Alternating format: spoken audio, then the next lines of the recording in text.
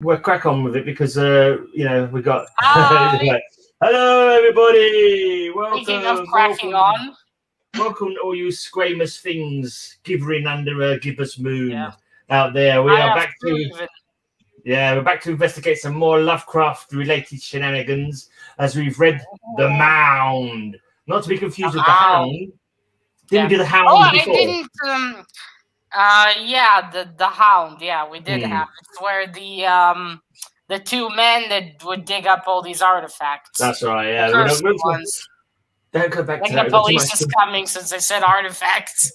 No need to do a rehash of that one. We've done that one now. People can go back and watch the old video. What's a mound? That's the one thing I didn't go look. What's a mound? A mountain, a big pile of earth. It's like a big pile of earth, like a big earth and mound kind of thing. Yeah. I'm assuming it's a natural. It's a natural feature. It wasn't natural though. They mentioned in the book that it wasn't made naturally. Oh, I can't remember that. I can't remember them saying that. They said it looked somewhat unnatural. Yeah, there was it may look unnatural, maybe it wasn't unnatural, maybe they didn't. I don't think I can't remember. There's such a long story that I haven't got it all. I haven't got it all in my head. So we've got a basic synopsis. I think we may have found the second most popular narrators in Lovecraft. We have the unnamed narrator. This time, but the second most popular is the unnamed narrator, who also happens to be a researcher into ancient mythology. Yeah. And this guy's a glutton for punishment, isn't he? Yeah, it could be the same guy who was in He escaped once and he goes back into it like a moron. Do you think it could be the same guy? Because it's the same guy. It's the exact same guy from the Yin story. It's exactly the same description of him, but it might not necessarily be the same guy. No, it's the same one because he mentions that he already went in search of the curse of Yig. Did he mention that? I can't remember. Yeah, in the beginning he says, I've already researched. So it is the same guy. Yeah. So he gets featured in 2 stories and he still just can't bother to give him a name. And he's still alive. That's the amazing bit. Yeah, you got a lot closer this time, though. When I started reading, I was like, you idiot, why are you back? Leave. Yeah. When you after the last story you investigated and you got a chill from that one, why are you not believing this one for some reason? But anyway, so he's basically punishment. I can't remember. Did you write down what the part was? It Oklahoma the place was set in? Yeah, he went to Oklahoma. It's a little town called Binger. Binger. A town called Binger. There's a mound outside the town that's got all these legends associated with it, with sightings of ghostly figures.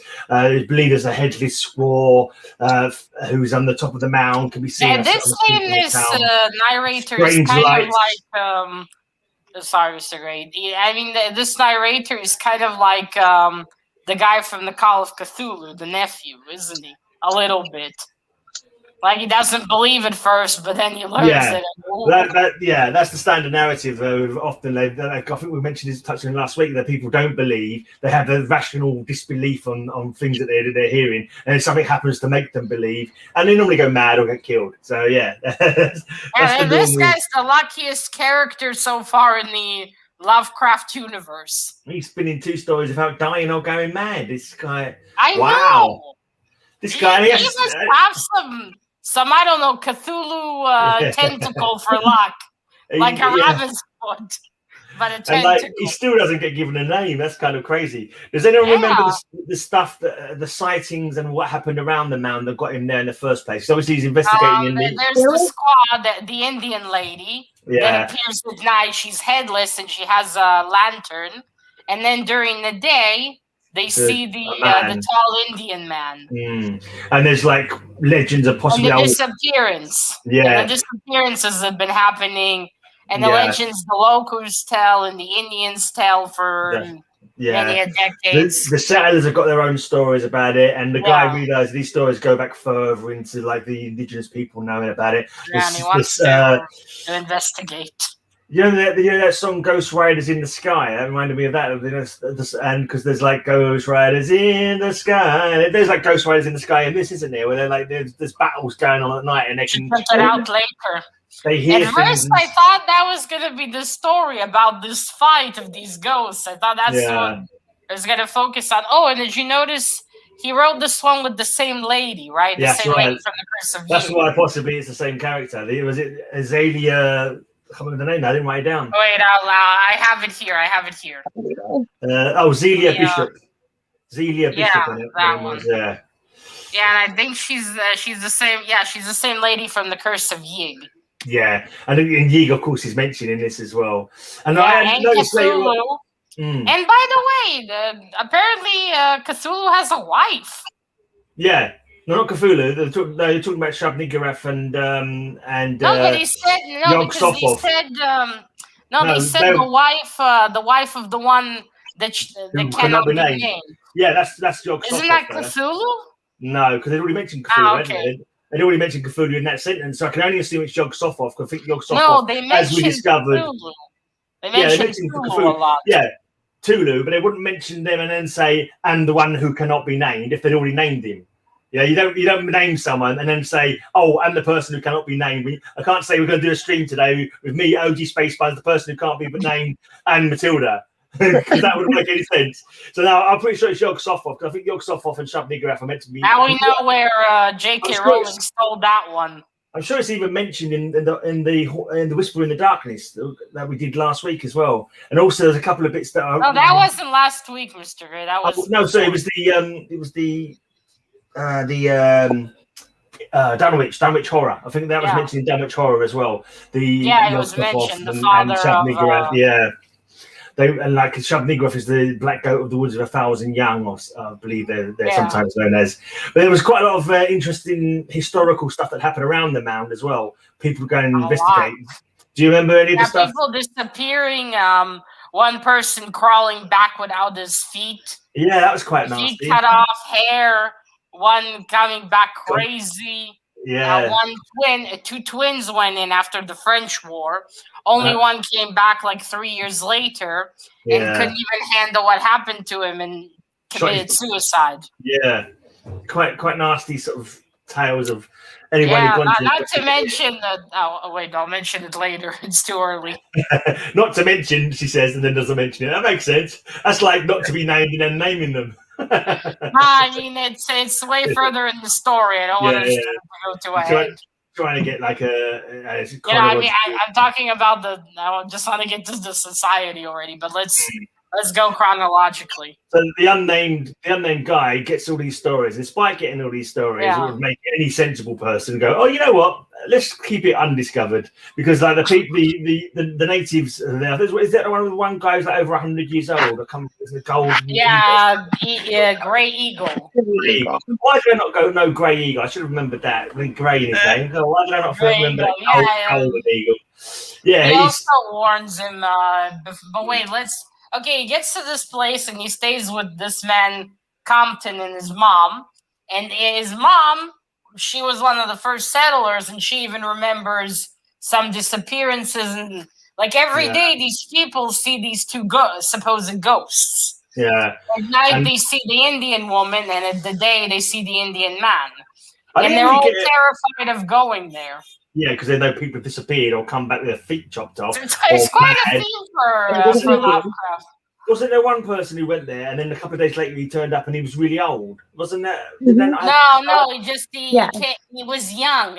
The opposite. That's right. Yeah. 40 years younger. That's right. Came back 40 years younger and crazy. What was that? One of the twins, the twin that comes back older. Yeah. No, he's not older, but his hair is white. I know his hair is white. White, and he had wrinkles from the fright. So maybe he was older. Yeah, he could well have been older. All right, yeah, but not old, but he did come back looking older. I get what you mean. He's not technically old. I think he might have been older. Right. It was a captain guy, right? The captain guy that Mama Compton knew, Grandma Compton knew, and he went there as well to the mound.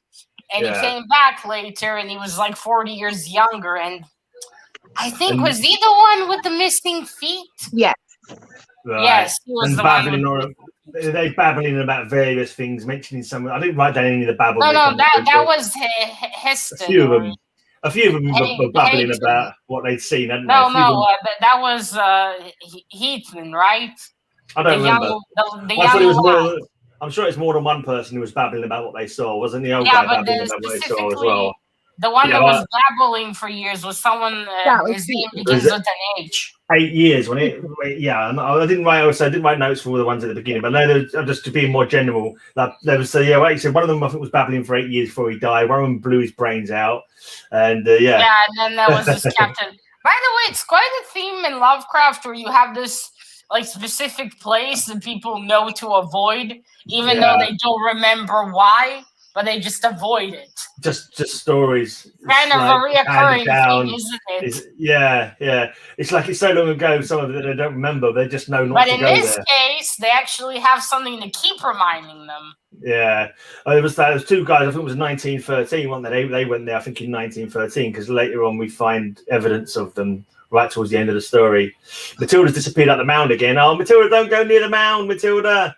Come back. So anyway, this unnamed narrator, he decides he's going to investigate it anyway, despite all the warnings that he's received and all these sort of scary stories he's heard. He decides to brave it. Because he still thinks it's nonsense, which is amazing because you saw a half snake, half human child hybrid in an asylum, and you're like, no, nothing, none of it's real. Then what do you think that was? Someone in a costume? There's such thing as being too rational, isn't there? It's too rational and unbelievable. He could have rationalized it as being some kind of inbred or somehow it was deformed by the fright that she got or something like that. Madness made it happen. But I think I would have, after that first experience, I would have been completely avoiding. I would have taken up another job. You know what? I think I'll go and work in McDonald's. I'm not going to be doing investigating of myths anymore. No, if they keep turning up. He's like, I'm afraid of snakes now for life. But going somewhere where people disappeared and came back disembodied, that's fine. Yeah. Beware the horror. As well, this one, I'm pretty sure I've never read this one before. I don't remember it at all. Yeah, I'm pretty sure it's one that I'd never read. Because I like reading the story and I don't remember any of this, to be honest. But so he goes to investigate anyway. He goes up there one day and he finds this scroll, doesn't he? This scroll inside in a cylinder, in this weird. But wait, before he goes, hi, Tyler. Wait, before he goes, he prepares and he goes to the chief. He wants to gather information before he goes up there, but people refuse to tell him things. The Indians don't want to tell him. The people try to convince him not to go. And Grey Eagle gives him his like metal pendant that he got from his father, who kept living until he died in battle. Like an amulet of protection. And he's even wondering if this metal would have kept him living forever, because he's 150 by the time our nameless narrator meets him. Yeah. All right. You carry on a second, guys. I've got to get my charger for Lisa. Hold on a second. All right. I don't want to climb across the bed. It's on your side. No, it's on my side. Nice chicken shirt, Alexa. That's the chicken from that movie, right? Yeah, that's Hey. I don't remember what movie, but it's something Disney, right? Moana. Oh, I didn't see that one. I'm having a gin and tonic. This reminds me, there's a doom metal band. There's a doom metal band from India called Djinn. Gin and tonic? No, Djinn and Miskatonic. So it's Miskatonic from the Arkham, like River in Arkham, and the University from the Cthulhu stories, and the Djinn is like a evil spirit from Arabian countries. Djinn and Miskatonic. I think J.K. Rowling read Lovecraft, and that's where she named Voldemort He Who Shall Not Be Named. A few ideas from Lovecraft. That reminds me, I was just reading Red Sonja #7, like Marvel presents Red Sonja, and there's an evil priest of Ibis, and he's reading some charm. And he mentions Roulier in his charm, and he mentions Yog-Sothoth. It's like, it's a total. We talk about the influence of Cthulhu in comics and stuff. Yeah. Lovecraft. Yeah. Anyway, where was we? Sorry about that. Right, we were okay. So he gets the metal disc from Grey Eagle, and he thinks the Grey Eagle might potentially live like forever because of this disc. It seems to keep him alive, even though he suspects close to 150 years old. Because, as he says, all those years back, he warned some other one who wanted to go. Didn't they say that his grandfather and his father lived to be over 100 as well? They said, didn't they? Yeah, and his father only died because he died in battle. He was stabbed in battle. Right, that's right. So should we get on to the scroll? So Grey Eagle sees that he can't convince him to not go, so he gives him his medal to protect him from whatever's up there. So the next morning, he goes to the mound. Mm-hmm. Everyone's watching him with binoculars. It's the town's amusement. Instead of a guillotine, they all go watch a hill. Well, it's not just amusement. I think they're generally scared from him as well, because in history it talked about a few times. People would stare at binoculars or whatever. And he thinks that they're all worried for nothing. He doesn't believe it. Even though he sees the night before, Compton showed him the Indian lady. Yeah. I couldn't get a grasp of how big the mound was. Did anyone get a real grasp of how big it was? It wasn't that very huge. Big. No, but big enough so they couldn't make it out. It was quite tall, but not too big. Because, I mean, think about it. They could use binoculars and see it from down.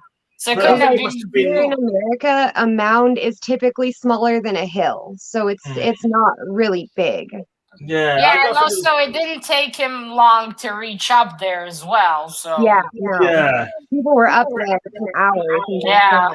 So I don't think it was that big. I think the lay of the land made it harder to see up there, maybe because it was high compared to the flat ground around it. Maybe they didn't have an office block to go up and look over it in them days. So he gathers the stuff. He even.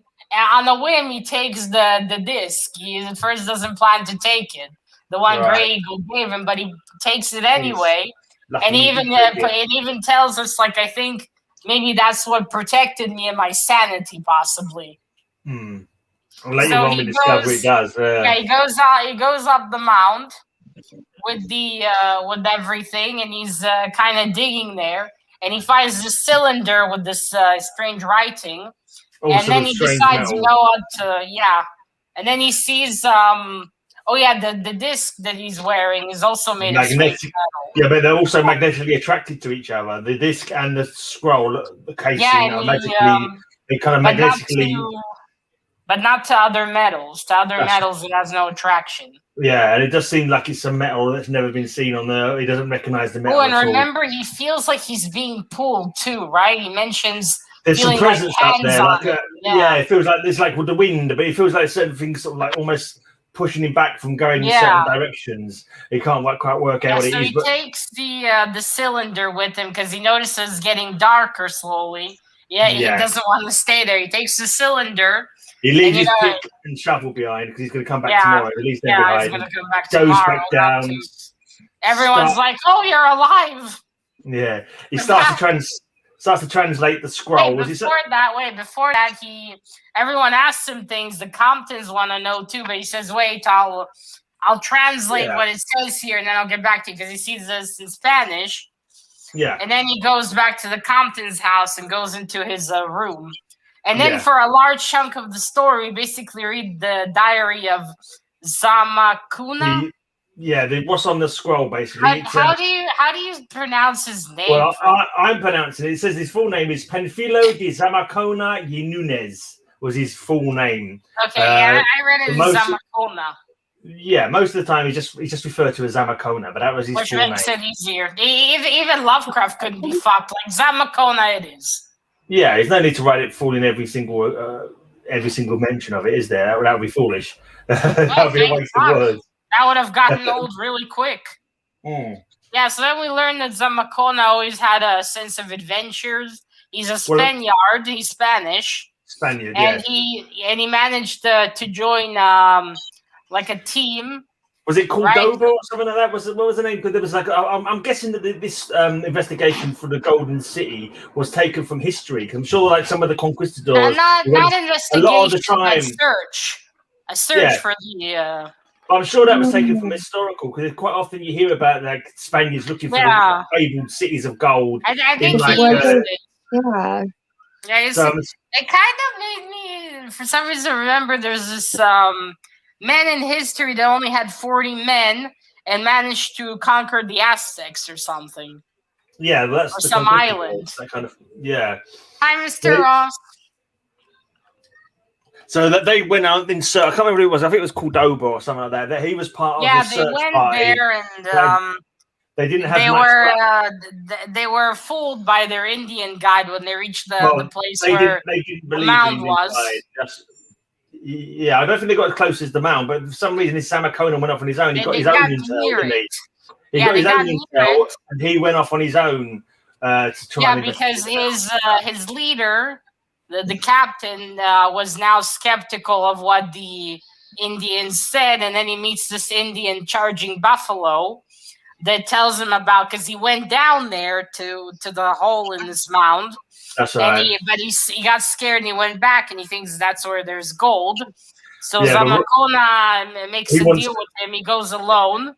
Yeah, Zamakona he wants the gold for himself. Greed rather than reporting it to the captain or who was in charge of his party. To be fair, the captain might have not believed him. Yeah, he already killed one person who he didn't think was being straight with him. The original scout. They executed him. Yeah. So he did. To be fair, he did purposefully lead them astray. I don't know if he did or not. He did. They mentioned that he lied to them and didn't actually lead them into. He led them into dangerous areas too. Right, I don't remember that, but okay. I just took that as being that he couldn't find it. Like maybe you said, "No, he was purposely lying," but he was sort of trying. He knew it was around there somewhere, but he couldn't quite find it. I mean. And so he was like, oh, it's this way, like saying confidently it was that way, but it wasn't that way, But I think he was just trying to, I don't know, he doesn't actually sort of specify that, but that's just my thoughts of it. But I remember it did. I read that he led them wrongly. He led them into dangerous areas. Right. I just thought maybe he just couldn't find it. But anyway, it's really, regardless, they didn't execute I think he could, but... Maybe, surely if he could lead them, he would have led them rather than actually risk getting himself killed for not leading them. I was assuming that he was trying to find it. They would get killed. I don't know, but if he knew where it was and he wanted them to get killed, he could have just took them there, wouldn't he? And said, "Okay, here it is. Go down there. See you later." Yeah, but they were searching for something different, though. Not searching for this rich land, not the gold.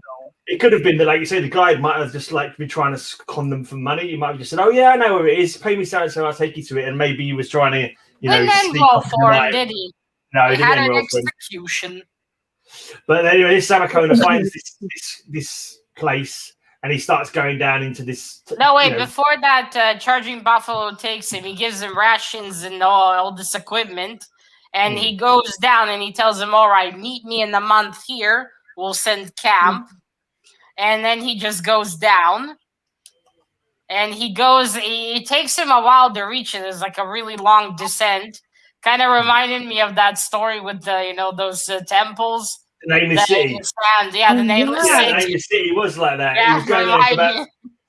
Yeah, reminded me of the descent or the festival, where it just keeps descending. And all this weird heights and everything. Yeah. Of the descent. Yeah, the tunnels are kind of like it goes thicker and shorter, and he can't quite keep track of the days because obviously it's mostly there's not darkness though, is it? But when he goes inside there, it's very dark, and he's thankful to Charging Buffalo for supplying him with enough torches to go through the journey at least with some light. I want to see that chicken face Cthulhu. That would be hilarious. He goes for about 3 days by his reckoning before he gets down to the land. It's like a massive world under there, isn't it? It's like you've got it even rains down there at some point, isn't it? Somehow. No, not rain. It's just a bit of water. But it's like rain. He describes it as rain. So he reaches the place and it's all blue-like in there. Yeah. And this is actually mentioned in the chanting and in the conversations in the Whisper in Darkness, in the letters backwards and forwards, and in some of their conversations, they talk about. You have a comment, Alexa. Talks about these 3 different areas. three different areas and the different colours of them. So this land that he discovers a gold city down where he is, and also these kind of but before the golden city, he goes and it's like bare for a long while, and then he finds this like one temple that's made of gold, and it has Yig and Tulu staring at each other. There's also like a herd of beasts, isn't there? A herd of beasts. Yeah, that he hears, and he's like, well, what do I do? So he closes the golden doors to protect himself, and he sleeps there. And when he finally wakes up, he meets the people of this place, the half aliens. Well, they look like aliens. They look like indigenous people, don't they? They look like the Indians, but a little slightly different look to their faces, kind of thing. But they look, and there's some kind of like. Oh, they're cool. They came to Earth with Cthulhu, they say, didn't they? Cthulhu, that he brought them. Yeah. And at first, the thing I wonder what they mention is, at first they lived above ground, and they actually were friendly with the people. They did trading and everything. They had cities, and then they mentioned something that happened with the flood. They have mentioned it before. A sort of a flood, and then they stopped. And they said, "Your gods hate us now, so we're no longer going to be friendly." Yeah, I think the mythology is supposed to be to do with sunken city of Atlantis and Lemuria. And I think the other humans that are around now are kind of like, I don't know, like an offshoot of them who don't know the old gods. Yeah, because these people were here when the Earth was young, before they were even humans. And so after the flood of Atlantis, they go down below and place guards on the entrances so no humans can come in. They don't trust them and they hate them now. But that was many millennials ago, and now when we're with the Zamakuna and these people, the people are called. I think they're called Saf because there's the tall city of Saf beyond the mountains. The actual area, it's hard to pronounce their names. The blue lit area is this place is called Kunyan, and then below Kunyan there's the red hued Yoth, and below that there's another underworld called Nakai, which is black. Yeah. And this was mentioned in the Whisper in Darkness in one of the conversations that they had. Oh, when was it? In one of the conversations that they had. It was either in the letter or when they were talking in the room together. They mentioned the three different areas. I don't remember that part. No, there was a lot of stuff in there. So wow, the more we read, the more fucked up we find out this race is. I mean, holy shit. Also, they communicate mainly through telepathy. To begin with. Yeah. They communicate. And he realizes that quickly when they don't make any sense. They now leave talking only to ceremonies and like expressions of intense emotion. And he's like, now you have to stay here. If he tries to leave, they'll kill him. Expressions of intense emotion. I took that to mean when they swore, like they stubbed their toe. Fuck, that kind of thing. I took that to mean when I was wondering what intense emotions are they showing exactly. Yeah, when you're really, and I kind of wondered, they probably leave it to the orgies. Orgies are mentioned. Yeah, but I don't think they were necessarily sexual, though. But they also say that he can't leave. They won't let him leave. That's the main point to get us. What I love when they said that, you can't leave because we will kill you, but you won't live here very long because others before you that came and say they live long. So I was thinking, so you're saying he's fucked either way, yeah? He's dead either way. And I was wondering, but wait, why? At first I thought, so there's no food or nourishment to keep him alive there. That's why he's not going to live long. Yeah, I don't remember about not living long. I thought they said that he could. No, because they said that those who stayed with us didn't live long either. Yeah, is that because they tried to escape, maybe, or we don't know? Yeah, exactly. And I was thinking, so he's fucked either way. Sorry, Alexa, what did you say? No, you're fine. Like maybe they tried to escape, or maybe they just couldn't handle the circumstances. I think they did. I think they all tried to escape eventually, and then.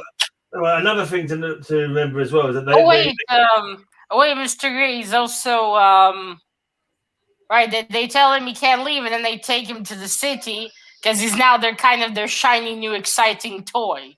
Yeah. Basically, and we need to mention that they don't grow old anymore and they don't die. They now just decide to grow old. They no longer reproduce, and they now basically just live for pleasure and experiences. Yeah. So they're basically like very spoiled, futuristic, immortal humans. Unless they choose to die, like you say, they can choose to go backwards and forwards in their aging, can't they? Yeah, and they choose, and some of them choose to die just for some excitement because everything's monotonous for them now. Yeah, they're also able to make themselves kind of like non-corporeal as well. They're able to change their like they can walk through walls and stuff like that. They can dematerialize and materialize how they want. They can do that to themselves, which is something. I remember one of the twins that came back. They did an autopsy and they said his organs were on the left side now. That's right. I forgot all about that. It was almost like he was turned inside out. That was really creepy. I think that's what might have happened to him. Yeah, I don't know. That wasn't actually explained later on, but yeah, maybe he was trying to do rematerialization or something, and he put himself back together in the wrong way round or something. That was quite weird, wasn't it? That was quite a perhaps that's possible. Yeah, right. So they take him to their city. They tell him more stuff, all these religions, explain everything to him. He has to ride on the back. They give him a home. They let him choose an apartment or a house in the suburbs. Even they have suburbs. That was hilarious. Yeah. So bad.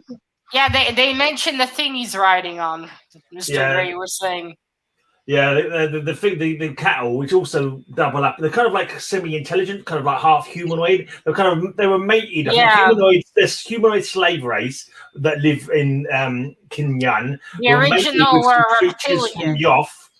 Yeah, because the original were reptilian, and then they bred them with something else. You know what they reminded me? They reminded me of Wilbor's brother, because he said they had this human face on.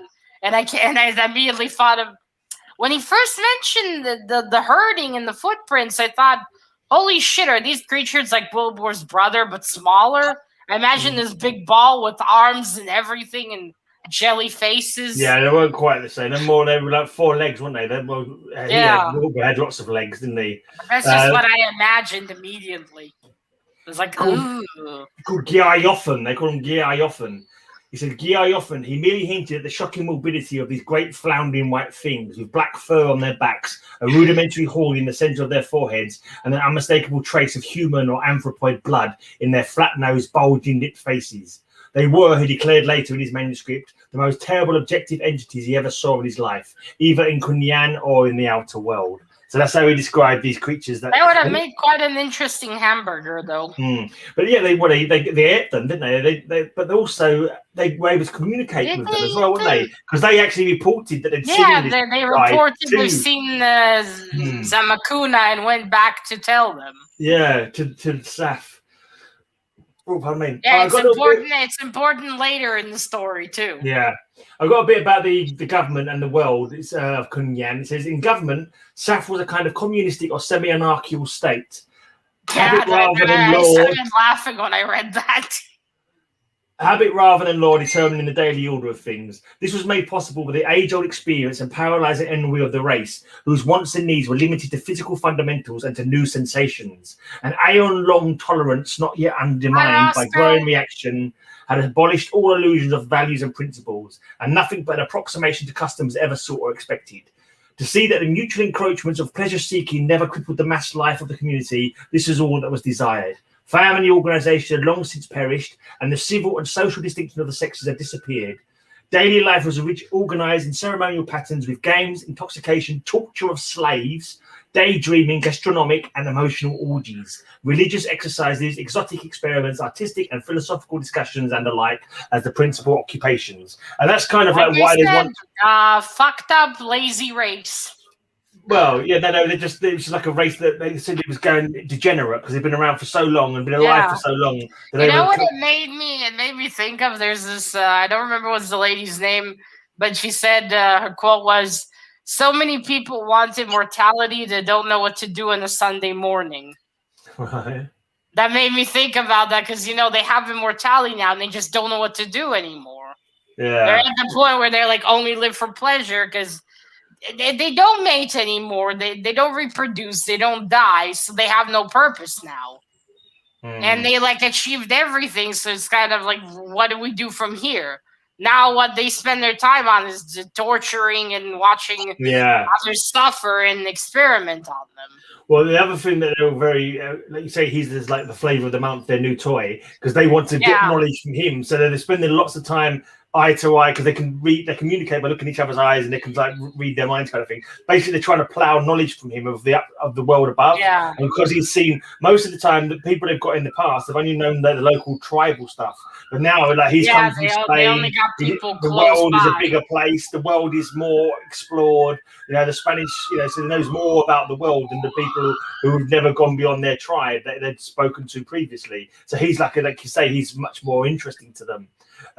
So yeah, there is that. He's also far more traveled and far more educated, probably, than anyone they have encountered. Exactly. Yeah, as I just said, exactly what I just said. He traveled a lot, so he's he come from Spain all the way to the New World.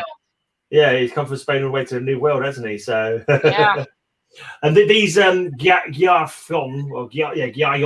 they eat the flesh of the special slave class, which is for the most part ceased to be thoroughly human, and which indeed was fucked up, wasn't it? This was the principal meat stock of Kunyan. So imagine if he was eating them as well. Oh yeah, and the guy who takes him is called is the name of the guy who talks to him when he first gets there. Like you said, gave him a chart. Where do you want to live, in the suburbs or in the city? Yeah, and we're gonna keep you now. We're gonna teach you things, but you can never leave now. You have to stay here with us. Yeah, it was quite. I thought it was just amazing that they even mutilated their slaves. Yeah, that was. Like, you think they'd want to keep their slaves, in good condition? Also, Mr. Gray, remember there was that class of the reanimated corpses. Yeah. Which, let me get this straight. Did they just give them mechanical parts instead of parts they didn't have? Because you know what happens at the end of the story. I was just wondering how they. Let's not go there now, but you know what I mean. They're able to animate parts of the body as well, aren't they? By some means. So I don't know how they achieve locomotion. Put some mechanical things on them? Maybe, yeah, it must be something like that. Yeah, it shows them around the temple because it says the motions were very mechanical. Maybe. It makes sense. Everything's stiff because you're dead, but they've got their own very long history as well. Like I say, you got the blue region, which is Kunyan. Below that, subterranean is the red area of Yoth, and below that is the black. They conquered the previous race, right? Yeah, I think they got. That's right. They got the people who are now kind of their animals, sort of food, stroke slave, stroke cattle. They got them from Yoth, or they bred their own slave race of the Yothian creatures. And below that is Nkay, where the worship of Sophogua came from.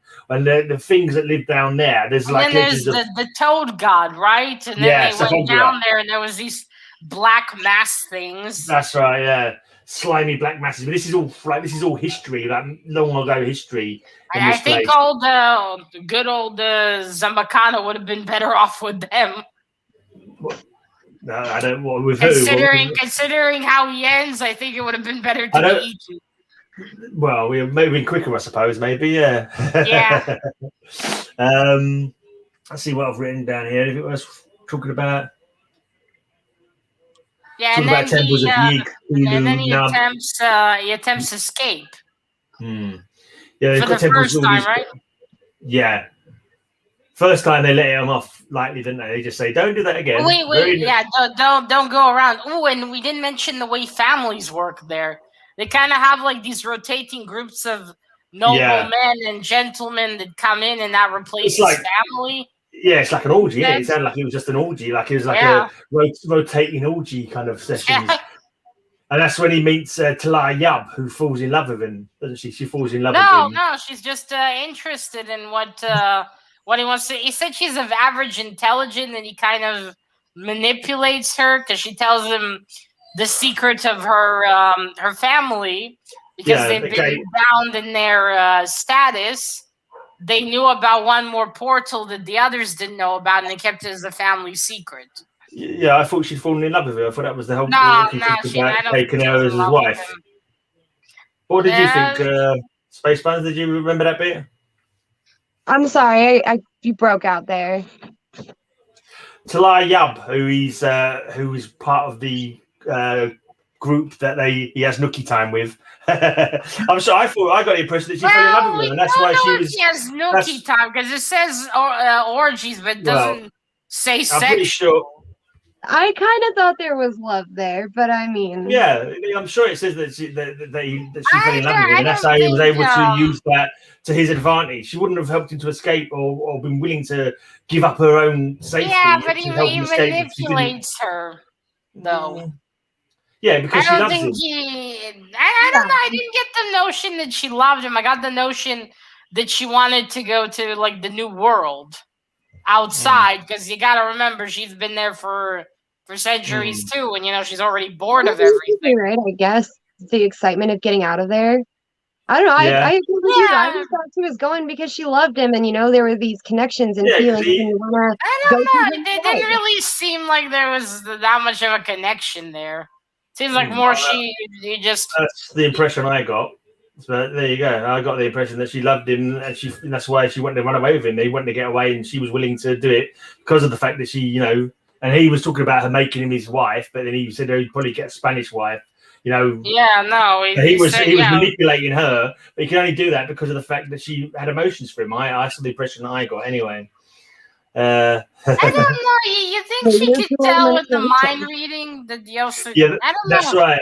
Well, I suppose when he's the mind reading, it's not actually mind reading, it's communication. High harmonica man, high aggressively relaxing. Yeah, average intelligence would have been a great channel name.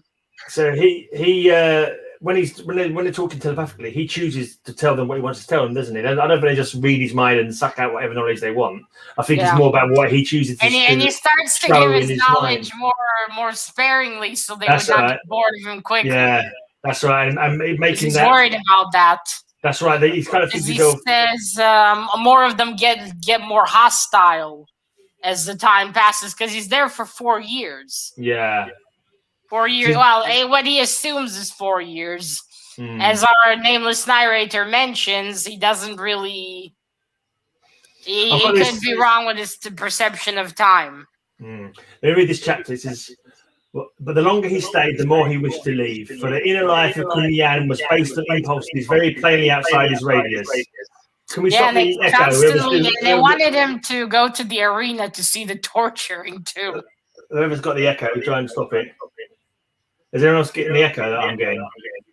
Can you hear it? No? Hello?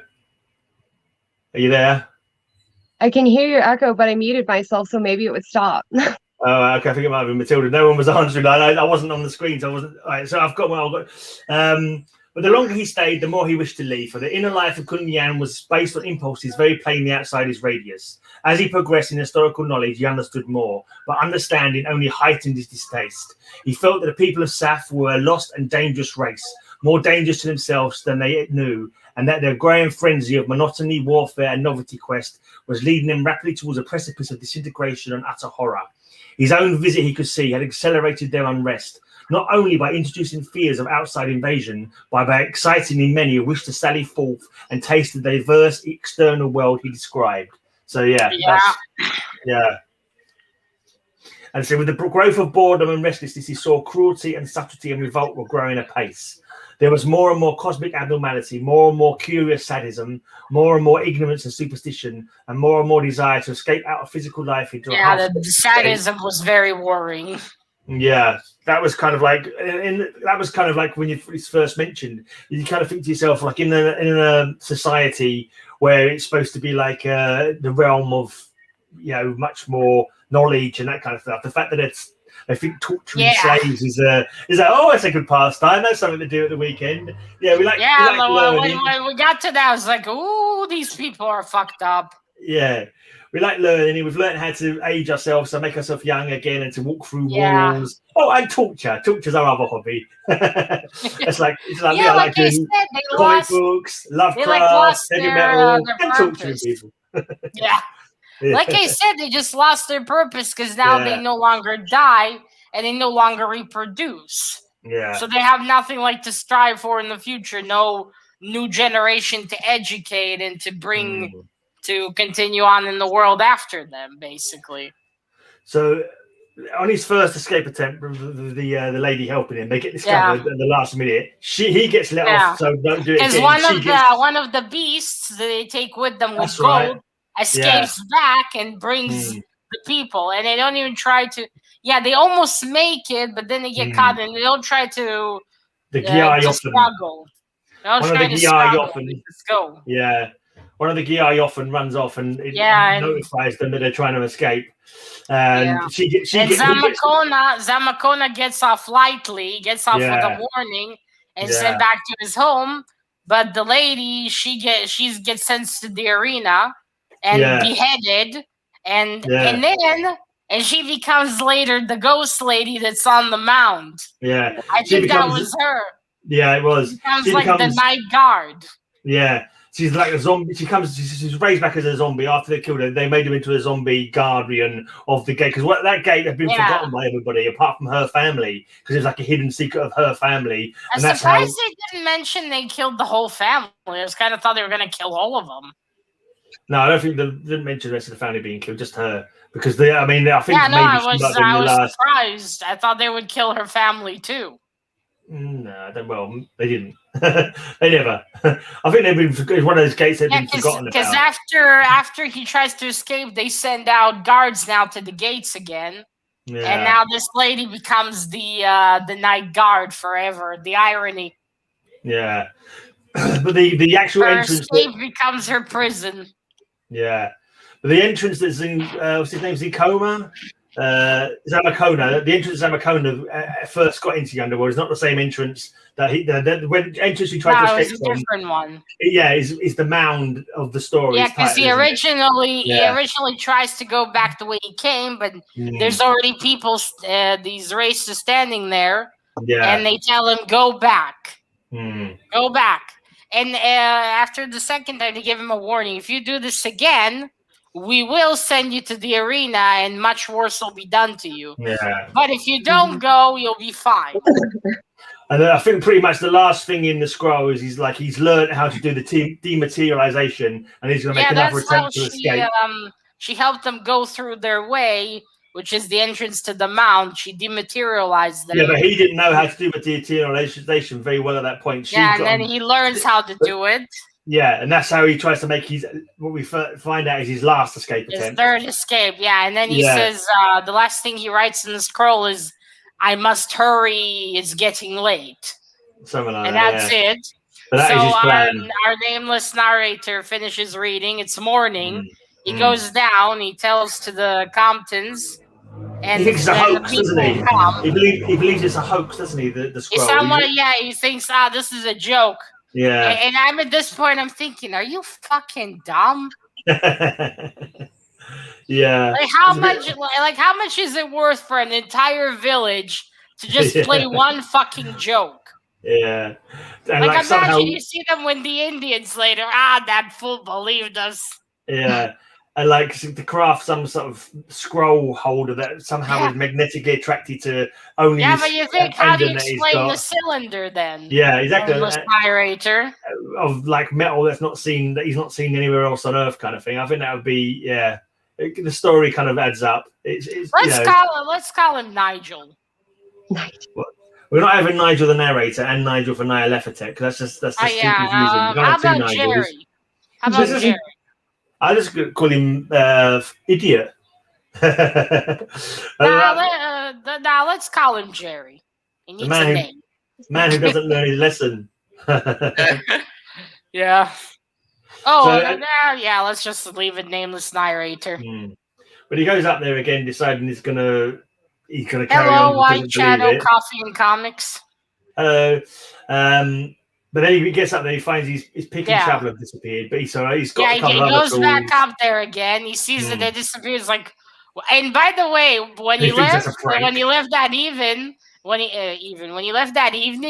I just knew that he wouldn't find them the next day. I just knew. He left them there, and I was like, okay, he's gonna come back, and they're not gonna be there. Yeah. I didn't read ahead. I just knew it. I just knew they would not be there. I was like, he's not gonna find them. But he manages with his knife. He's got a knife or some other tool. That a machete. He's got a machete and a digging knife, sort of. Something like that. Yeah. But he manages. And he finds the entrance and he opens it. Well, he does a bit of digging and it collapses, doesn't it? And so it's a lot easier to get in than he thinks. The shrubbery there. Yeah, but blocking the entrance. Yeah, but the feeling is that it's been there for years, like centuries. This dirt has been packed there for ages, and it collapses down, does some stairs. He emerges down there, or like, do you want to see what he sees down there? He sees signs of habitation, kind of, doesn't he? Can't remember what he said. No, not yet. When he goes down, the first thing he finds is a torch, much like his. That's right. But it belonged to the same guy that went there from 1913. Yeah, 13. I think it was like 13 years ago. So like from 1913, I think it was. Exhibition I think earlier, disappeared. No? I don't think it was. It was only 13 years before. By the way, we now get an answer to what actually happened. Because in all the stories, they would say the people were there, and suddenly they weren't there. And when we got to that part, we realized, it's not that they were grabbed by something invisible. They turned invisible. They were dematerialized and materialized down below. Yeah. And he says, this hole hasn't been opened. How is this torch here? And I was like, so that's how they were pulled in. They were pulled in. They were dematerialized in. Yeah, and sunk down into the ground. I was thinking, how are they grabbed down and no one sees them again? So it stands to reason that all the people who managed to escape learned how to dematerialize and rematerialize. There's also like this because how did they escape if it's still closed? Yeah. He finds his pick and spade, doesn't he, down there? Even though it looks like and he finds the whole and he sees everything. It looks like it's been recently used as well. And he sees Yig, the statue of Yig, and Tulu staring at each other. And he starts to even more freak out because he sees, holy shit, this is real. Yeah, because that's pretty much described in the scroll, isn't it? The two busts or whatever they are of Tulu and Yig facing each other is pretty much exactly what is described in the scroll as being the exit. And he's feeling all these hands pulling him. Yeah, and he's feeling these hands pulling him.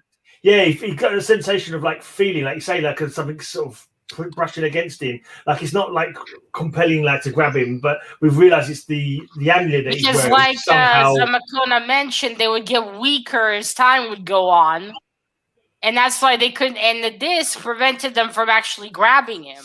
Yeah, because he wore it and protected him. Yeah, they were kind of like dematerialized, weren't they? They were kind of dematerialized, and somehow the thing they couldn't take him like they used to. Yeah, that's right. That was protecting them, but then he sees a physical. He doesn't describe it yet. He runs away. He runs back out there. He doesn't know how. He loses consciousness. The people are so scared they don't even go to help him. They keep yelling at him to wake up. Shooting off their guns to wake him up. Yeah, their revolvers. Yeah. He wakes up, he goes back down, and as soon as he's back down, they see the day guard again. He gone somewhere during this whole thing because he wasn't there when he climbed up again. Who? The day guard, the Indian that's there during the day. The headless squirrel. Yeah, he has a head. The Indian man, the Indian woman's there at night. Okay, I thought it was the woman that he saw. Oh, I don't know. No, the woman's there at night, and he's there during the day. Yeah, and then they take him back. He rests, and that evening he leaves this place, never comes back. But they tell him that they still see the woman and the man. And then at the end of the story, he describes to us finally what he saw. He saw like this mutilated body. Let me read it from the thing then. So look, see a quick read of this bit. I told you had padded mechanically toward me out of the narrow passage and had stood sentry, like at the entrance between the frightful Idler of Yig and Tulu. That was very natural and inevitable because the thing was a sentry. It had been made a sentry for punishment and it was quite dead, beside lacking head, arms, lower legs and other customary parts of a human being. Yes, it had been a very human being once. And what is more, it had been white. very obviously, if that manuscript was as true as I think it was, this being had been used for a diversion of the amphitheater before its life had become wholly extinct and supplanted by automatic impulses controlled from outside. Yeah. So I'm guessing it's supposed to be Zaracona. Yeah, it's Zamacona. And have you read what it says on his chest? Yeah, because I got a bit confused because it was headless. I thought it was supposed to be the one that they thought was an Indian woman. No, the Indian woman was the lady. The Indian man that stands there is just another guard. The day guard is actually someone who's part of their people that was punished. And he chose that was the woman who tried to help him escape, wasn't it? Tla-Yam. No, I took her to be the headless, what they thought was the headless squaw. Yeah, she's the headless squaw, but the guard during the day. So he's Zaracona, you think, is the guard during the day, and he is... No. Zamacona is not the guard during the day. What is Zamacona? The guard during the day is the guy... No, Zamacona is down below there, and he's just... that's his punishment. He's just down there. That's it. He's down there. He can't dematerialize to go up because he's a zombie. Yeah, he's dead. But so you reckon he's just like another guy who just happens to be down there, but not one of the ones that you see on the top of the mound. Yeah, no, he's not one of them. Yeah, because it says on his chest. No, it says on his chest, seized by the will of Kayan in the headless body of Tala-Yob. Yeah, that doesn't make sense because Tala-Yob was the name of the woman. That's what confused me. It was the name of the woman who tried to help him to escape. So. In the headless body of Tala-Yob. Wait, are you sure that was her name? I thought that was the name of someone else. No, it wasn't. No, I wrote it down in my notes. The name was Tla-Yob. That was the woman. That's why I said that she became the headless squaw ghost because that's what it seemed like to me. That was her. Yeah, but he's maybe what they mean is like maybe because of her, stuck together. Unless the two of them are stuck together into one being, I wasn't too sure because he says that it says this is a white man. This is the white man they're talking about, which I'm assuming to be Zaracona. It's kind of weird because he was Spanish, so wouldn't he have been? So, well, he would have been lighter probably than the I don't know. Yeah, probably lighter than. To be fair, he has been there for a long time away from the sun, so maybe he grew paler in the 4 years that he was there because no more sun. Well, maybe because it was down underneath, maybe in the underground. and the torture he went through probably didn't really help his body. I think he'd have been lighter skinned than the natives that were around at that time. So they sort of though he was tan. Maybe. But I still don't understand because like that whole phrase that was written on them didn't kind of like I couldn't work out. That was supposed to be Alex. Or it was supposed to be Tla-Yob. So seized by the will of Kunyan in the headless body of Tla-Yob, is somehow his spirit, or either that, or he's tied together with the woman. I didn't quite get that. Maybe now they're kind of maybe the will of hers because she wanted to be with him, like you guys said, and like now they are. No, also the irony because the place he wanted to escape became his prison. Yeah. That's the exit he was trying to escape from because he knew, he wanted to try and dematerialize and get out of the way. They just mean the irony of it that now he's like that. Their will was to escape through there, and they both became prisoners of that place. Yeah, she's now forever. Sorry, I kind of got the impression that they were the two ghosts were, like I don't remember how to say it now, but like drawing everybody else in, like they were some sort of lure to get all these other people that ultimately did come down into this place. But they were placed there to keep people away. They were like the warning. If you didn't listen to the warning, you were taken down. Yeah. And again, the only reason our nameless narrator wasn't thanks to the disc that Grey Eagle gave him. If it wasn't for that, he probably would have also become one of them. Yeah.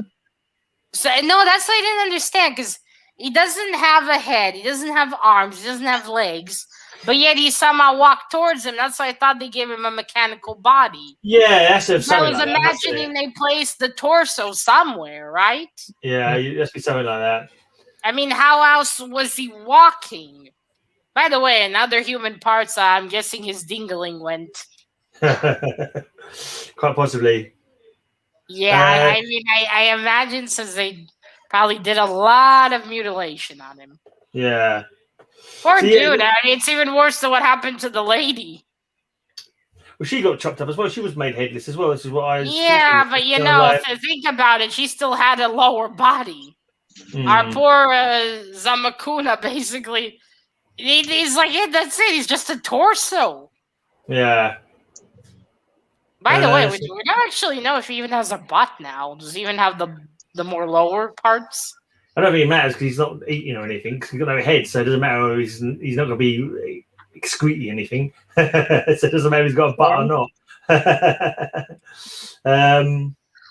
Who needs a dingling? It gets in the way sometimes. Yeah. It was definitely even this synopsis on Wikipedia says that was Samakona. And before he was, it calls him the White Man. But I don't know why it says in the headless body of Tla Yab. Like, maybe we should look that up online. Maybe there's a meaning to it. Well, Tla Yab was the woman's name. Mr. Gray? Tla Yab was the woman who was sentenced to unspeakable tortures and mutilations, and her reanimated body was the other guardian of that mound. Yeah, but what does this quote mean then? Yeah, I know. It's weird. I thought like in the will of the people of this place. I didn't remember that was her name. Yeah, that was her name. Yeah. I'll believe you, gentlemen. I don't have one. Apparently, this story was never released in his lifetime. Ah, that sucks. And he wrote it from December 1929 to January 1930 after he was hired by Zelia Bishop to create a story about an indigenous American mound which is haunted by a headless ghost. Lovecraft expanded the story into a tale about a mound that conceals a gateway to a subterranean civilization. Yeah, we already got that bit. I hope that lady paid him well, at least after he wrote it. Yeah. Also, notice again how much more like human the interactions feel when she was like kind of with him on it. Yeah, maybe just correspondence led. I think she just gave him a synopsis of the story she wanted, got him to write it, and then he just expounded on it massively. Apparently, it was a heavily abridged version. Massively. Fucking hell, halfway through, I was like, come on, Mr. Lovecraft, let's end it. Right. Apparently, a heavy abridged version was published in November 1940 in Weird Tales, and the full text was finally published in 1989. So it's not been that to the first time it was published. I wonder how much they cut out in the unabridged version. I mean, holy shit. Probably quite a bit. Yeah. I mean, 17 pages in my book. 70, I mean. How many bloody pages is it in the, was it there? Like 10? I wonder if in the abridged version it mentioned the orgies. So I'm just reading through some notes here on it. Yeah, I imagine their orgies, they were just emotionally validating each other. They're like, oh, you look lovely today. I feel great. And that's the most boring orgy ever. That's why Zamakuna didn't want to go. He was like, oh, man, they're bitching all the time. All they do is sit down here and whine. Oh, I don't think I want a picture book of this place. No. Certainly wouldn't want to visit, that's for sure, because they won't let you go home again.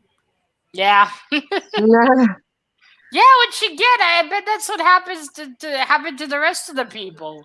They were just, they went in. They're like, if you try to leave, we'll kill you, but if you stay, you still die, which anyway they try to escape. Do you think that this, because I can't remember his name again, Yara Muska, what his bloody name was, what's his name? Zamakona. Do you reckon that because when he was there about 1560 or something like that, and they were quite well disposed towards him, but they started to get worried about the fact that the humans were coming out more, exploring more. Yeah, because they told them there's more of them. So, and then they said at one point they was worried about people coming down, other people. That's why they wouldn't let them leave in case people come back with more people try and steal their gold. And also, some of them were thinking about maybe we should go out there and investigate them ourselves. And I just think that later on they started more of a zero tolerance kind of attitude towards people. Yeah, so, because I mean, think of all the people they've kidnapped and tortured. Yeah. And I think the only reason also the few people who did manage to escape was because, like we said, they weren't as powerful as they were before during Zamakona's time. So maybe they, like the twin and those, they did manage to materialize again back there and go and escape. Because they probably couldn't. Because think about it, that one, I think it was the captain. He crawled all the way out of there. Yeah. And I think I think they just don't have any more reach beyond if you get very close to the entrance. That's probably why they can't grab you. If you don't go up there, they can't get you. So it kind of like doesn't kind of add up though in a certain way, because if he'd had his feet cut off, there's no way he would have got past the Guardians, would he? But yeah, but like what if Zamakona is the Guardian? What is he going to do? He's stiff like a zombie. Well, obviously he's gonna. No, I mean, and it makes me wonder, like, how I guess they were. If they were no good at materialized all around people, they would have done it in the first place. Yeah. Well, somehow he did. Maybe Zamakona's also like they told to walk around, maybe. Because this is one chamber, we don't know what's going on deeper in. Do they still have the city? Does the city still exist? I just think it's kind of like a little bit of. I think it was just done for good effect kind of thing. Because otherwise, there's no way the guy would have been able to crawl out from deep under sea, a 3-day climb or whatever, with no. Oh, feet. You know what? Maybe what happened was he didn't materialize correctly. Maybe they didn't cut off his feet, but when he rematerialized back there, he didn't. That's a possibility, yeah. Because they said they were cut, but they were healed perfectly. Yeah. Maybe he just couldn't put them back. Yeah, maybe he didn't quite emerge from the ground when he rematerialized, and his feet were somehow chopped off cleanly without any wounds. And sealed closed kind of thing at the same time. That's a good theory, Matilda. That theory would work. I mean, the house, like you said, how he would have escaped the guard if he was without feet. He'd have to be able to somehow escape. Either that, or they knew that he'd broken his mind, and they just threw him out as a warning to other people: "Don't come near the mound. This is what you'll end up as." Maybe they broke his brain. Yeah. Oh, it's a mix of a couple pop culture references. Yeah. Okie dokie. Yeah, so that's interesting. I think maybe our nameless narrator has had enough and he's gonna retire.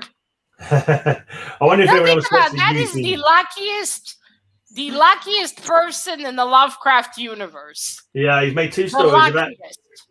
I mean, there's no mention of him going mad after this one, so I'm assuming he's okay. But yeah, you think they didn't let them escape, so there would be a warning? No, I'm saying that one with no feet, maybe they did, but that was just a throwing out a theory. That's all.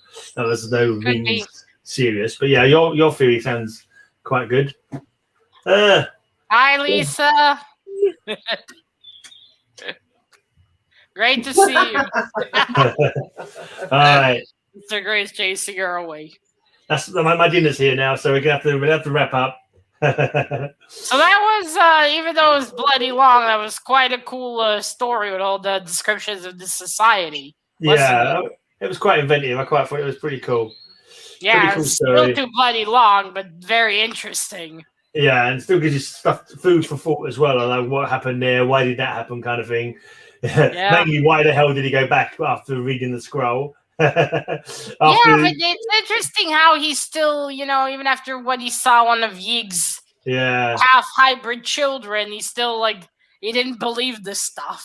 No, but he still went back. Yeah, well. By the way, he gave the medal back to Grey Eagle, but he also asked it to borrow it to test it. Yeah, I think he mentioned it. Yeah, they couldn't find any correlation with metals. That's right. That's right. I remember they mentioned at one point. Yeah. I think there's quite a lot of story, quite a lot of description, and he's getting it all in. It's not possible. It's too long if you try to get it all in. But yeah, that was good. That was a pretty cool story. The link's down below if anyone wants to read it. Oh, great! He's going to read the Mound based on our conversation. There is a link down below for the Mound as well if you want to check it out. But yeah, cool. Cheers for that. Yeah. And next time we get together. which may be next Wednesday. We shall see. It may be the one after. Yeah, because our next story is the Mountains of Madness, and it's extremely long. I think it's the longest story in my book here. Is it at the Mountains of Madness? At the Mountains of Madness, isn't it? Or is it just called the Mountains of Madness? Yeah, at the Mountains of Madness. Yeah. Cool. It's a good one. Oh, by the way, guys, we have only 10 more stories till we're done with this book. Right. Yeah, we already went through quite a bit. There's lots more stories to go as well, though, because you don't have the full set there. Just the main mythos ones, don't you? There's plenty of other stories. It would have been quite cool if they made this into a movie, wouldn't it have? Or maybe even a cartoon. Yeah, the Mound. Like just to go in and see the society. Yeah, it's quite a good story. No, cheers for the sub. Cheers for subbing everyone else. You. Right, so at the Mountains of Madness, either next Wednesday or Wednesday after, depends how my interviews we'll go. See if we'll see if we manage to finish it up by Wednesday, because bless Lovecraft, he's hard to get through. Yeah, he's not too hard, but yeah. I think it's just the old English. It's very hard. I mean, if I stopped to research up all the words, I would be reading this for a year. Yeah. We could do. We'll see how it goes. Right, cheers for watching, everyone. My name is Colin. Bye. Bye, guys. Till next time. Don't have nightmares, or do have nightmares. Oh, you